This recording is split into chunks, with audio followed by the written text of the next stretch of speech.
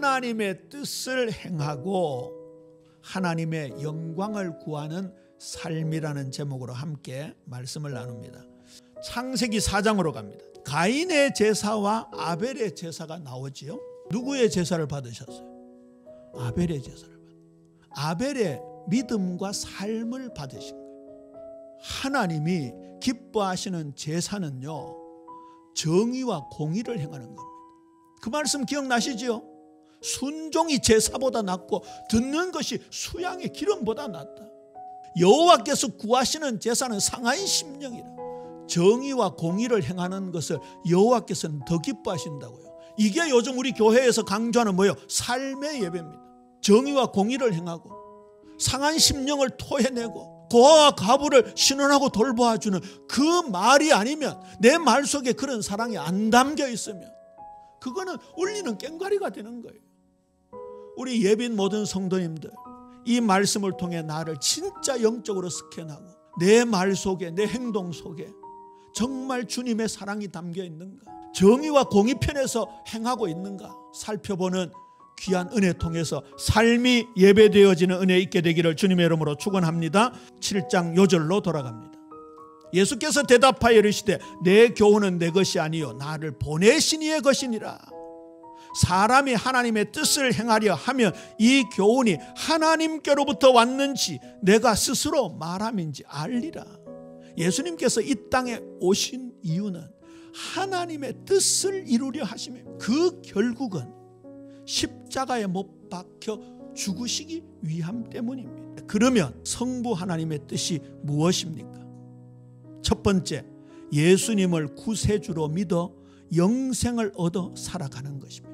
요한복음 6장 40절을 보면 나를 보내신 이의 뜻은 내게 주신 자 중에 내가 하나도 잃어버리지 아니하고 마지막 날에 다시 살리는 이것이니라. 내 아버지의 뜻은 아들을 보고 믿는 자마다 영생을 얻는 이것이니 마지막 날에 내가 이를 다시 살리리라.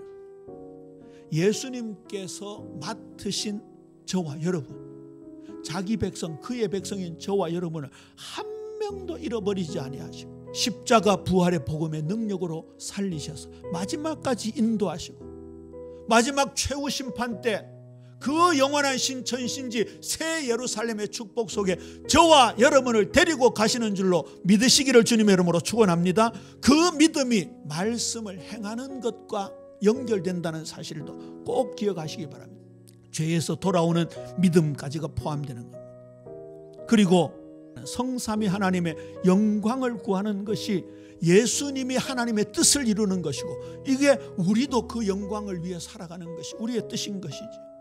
이 예수님의 전생에 하나님께 영광 돌리고 하나님의 뜻대로 살도록 우리에게 인생을 주신 예수님 그 생애 속에, 그 인격 속에, 그의 살과 피를 먹고 마시는 그 속에 들어가는 저와 여러분들도 하나님께 영광 돌리는 삶을 살게 되기를 주님의 이름으로 축원합니다. 율법을 지킨다라는 말은 무엇을 말합니까? 과연 율법의 조항 문자 하나를 그대로 지키는 겁니까? 과연 그거 하나 문자대로 다 지키는 것이 예수님이 말씀하는 율법을 지키는 겁니까? 나사렛 예수가 메시아시다, 그리스도시다라는 것을 알아보도록 주신 게 율법이에요. 율법의 진정한 의미가 무엇인가? 메시아를 우리에게 보여주시고, 그리고 율법 안에는 사랑이 담겨 있습니다. 요한복음 20장 30절 31절 예수께서 제자들 앞에서 이 책에 기록되지 아니한 다른 표적도 많이 행하셨으나 오직 이것을 기록하면 너희로 예수께서 하나님의 아들 그리스도이심을 믿게 하려 함이요 또 너희로 믿고 그 이름을 힘입어 생명을 얻게 하려 함이니라. 할렐루야. 하나님의 말씀을 기록한 목적이 예수님이 하나님이시다, 하나님의 아들이시다라는 걸 보여주는 거예요. 디모데후서 1장 9절 10절 하나님이 우리를 구원하사 거룩하신 소명으로 부르심은 우리의 행위대로 하심이 아니요 오직 자기 뜻과 영원 전부터 그리스도 예수 안에서 우리에게 주신 은혜대로 하심이라. 하나님의 뜻은 우리를 구원하시는 거예요. 무엇으로요? 십자가의 사랑으로, 부활의 능력으로요. 십자가 복음으로, 부활의 복음으로요. 이제는 우리 구주 그리스도 예수의 나타나심으로 말미암아 나타났으니 그는 사망을 폐하시고 복음으로서 생명과 썩지 아니할 것을 드러내신지라. 이게 하나님의 뜻이다. 이게 하나님의 뜻이다. 에베소서 1장 4절 5절입니다. 여기에는 하나님의 뜻이 이렇게 되어 있습니다. 곧 창세전에 그리스도 안에서 우리를 택하사 우리로 사랑 안에서 그 앞에 거룩하고 흠이 없게 하시려고 그 기쁘신 뜻대로 우리를 예정한 예수 그리스도로 말미암아 자기의 아들들이 되게 하셨어요. 강해 설교의 마지막 피날레는 적용입니다. 하나님의 뜻을 찾는 우리의 삶이 이어져야 합니다. 생명의 만나 되시는 예수님을 매일 구해야 된다는 내용입니다. 그러면요, 거꾸로 올라가서 하나님의 뜻을 구하는 것이 매일이어야 합니다. 내 삶 속에 무엇이 하나님의 뜻인가? 베드로후서 4장 2절 3절 함께 읽습니다. 그 후로는 다시 사람의 정욕을 따르지 않고 하나님의 뜻을 따라 육체의 남은 때를 살게 하려 함이라. 너희가 음란과 정욕과 술취함과 방탕과 향락과 무법한 우상 숭배를 하여 이방인의 뜻을 따라 행한 것이 지나간 때로 족하도다. 지금까지 육신의 뜻대로 살아간 오케이 그만하고 족하다.